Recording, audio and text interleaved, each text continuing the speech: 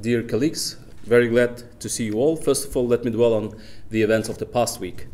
As you are aware, on May 10th, the President was informed about the ongoing work on the development of public services in our country. Within the framework of this presentation, the President instructed to digitalize data in all agencies, reduce bureaucratic approach and paperwork, simplify the procedure for obtaining public services and ensure their accessibility to our people, increase the efficiency and convenience of the public services. Currently, 157 types of public services are provided. The need to bring their number to 200 by the end of the year was indicated. On May 12th, we've held a video conference on accelerating economic growth in the regions and industries.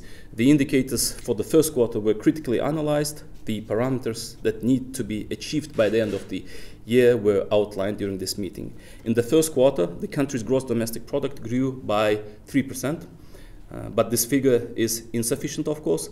The head of state noted the possibility of bringing the growth rate up to 6% by the end of the year if all available resources are used in a sufficient way. To this end, the task was set to increase the production of resources that are vital for industry and entrepreneurship in general. These are natural gas and electricity, to fill the storage formed in the first quarter and to produce an additional 9 billion cubic meters of natural and 165,000 tons of liquefied gas, as well as 15.5 billion kilowatt of electricity. On the same day, the President held a telephone conversation with the Prime Minister of Japan, Yoshihide Suga. All aspects of our bilateral, multifaceted cooperation were discussed in detail during this phone call. These are, of course, diplomatic contacts, the fight against the pandemic, furthering cooperation in trade, business, investment, innovations, healthcare, education and environmental protection, and many other areas of mutual interest. It should be noted that such a telephone call at the level of the leaders of Uzbekistan and Japan was organized for the first time. The Prime Minister Suga emphasized that Uzbekistan is Japan's most important partner in the region in terms of the development of open and mutually beneficial cooperation. The Japanese leader noted the results of the visit of the President of Uzbekistan to Japan in 2019 and stressed that we would like to expand contacts as the quarantine measures weaken in connection with the pandemic.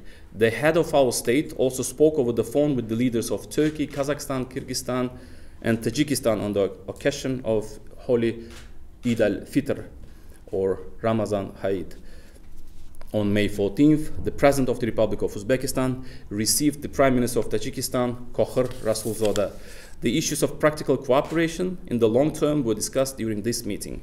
Our President stressed specific attention on the necessity to, first of all, accelerate the preparation and implementation of joint projects. Secondly, to reach tangible agreements before the upcoming visit to Tajikistan. That is, all agreements must have certain funding sources and proper deadlines. We should identify those who will implement all these projects. We do not intend to sign framework memoranda during this visit to Tajikistan.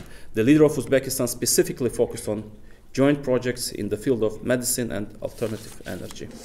The events that reflect noble human character always stay high on the agenda of the President of Uzbekistan, as he personally attaches great importance to these issues.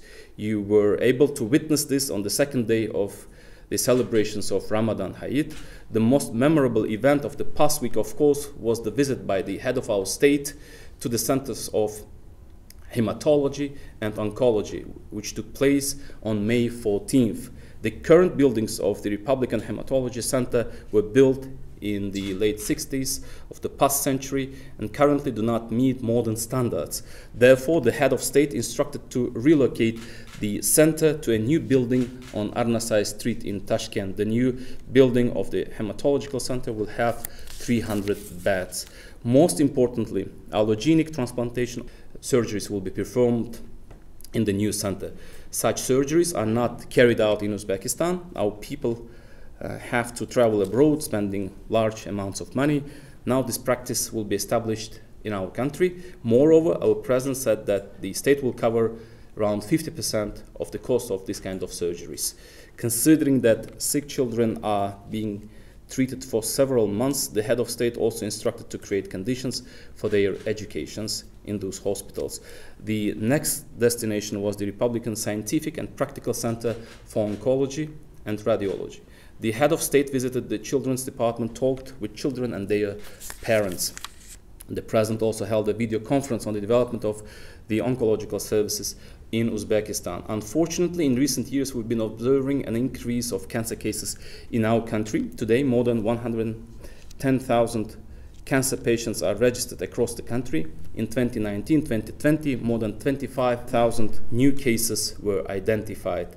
55% of cases are diagnosed in the later stages, which means that the chances of a favorable outcome are dramatically reduced. Therefore, the president emphasized the need to provide each region with modern mammographs and positron emission tomographs for early detection of diseases, widely using the mechanisms of public-private partnership. The current buildings of the Republican Oncological Center were built back in 1962. Therefore, the new infrastructure will be developed for this center in the Tashkent Medical Academy vicinity. In addition, the Hakims were instructed to improve the conditions of oncological hospitals in the regions to provide them with medical equipment. On the same day, the head of state visited the Tepakurwan Mahalla of the Uchtepar district. This Mahalla, which was once in a deplorable state, has now become one of the most advanced and exemplaries in our capital. The territory of Mahalla was redesigned and all necessary conditions were created for the recreation of children, including construction of the playgrounds and special zones for sport activities. I would like to advise you to visit this Mahalla, see with your own eyes real results of the President's special program for improving Mahallas. As you know, the amount of around 2 billion sums is allocated for each Mahalla to improve their current state in the capital city, Tashkent.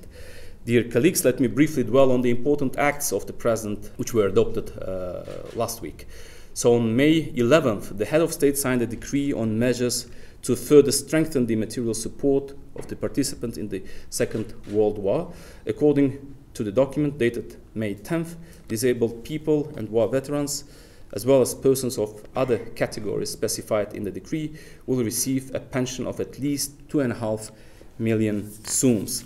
The main directions of the development of different services, the transformation of this sector into an important driver of economic growth, were determined in the decree of the President on measures for the accelerated development of the service sector in our country. On the eve of Ramadan Eid holiday, on May 12th, the President signed a decree on granting pardon to 100 persons serving sentences for committing crimes who sincerely repented of their deeds and firmly embarked on the path of correction.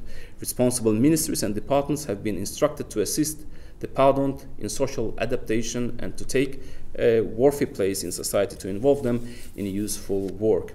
Dear colleagues, the schedule of the President for this week promises also to be quite tight. In particular, a presentation on improving the system of technical regulation, standardization, certification, and metrology. A video conference on improving the efficiency of reforms and furthering digitalization in the healthcare, as well as a meeting on improving the maintenance of multi-apartment housing are scheduled to take place this week.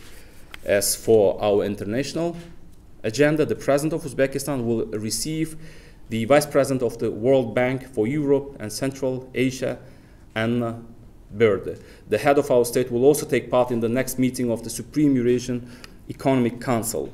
At this very moment, the leader of our country is holding a telephone conversation with the President of Kazakhstan, Kassym-Jomart Tokayev. Dear colleagues, this is all I wanted to inform you about at this briefing. Thank you very much for your kind attention.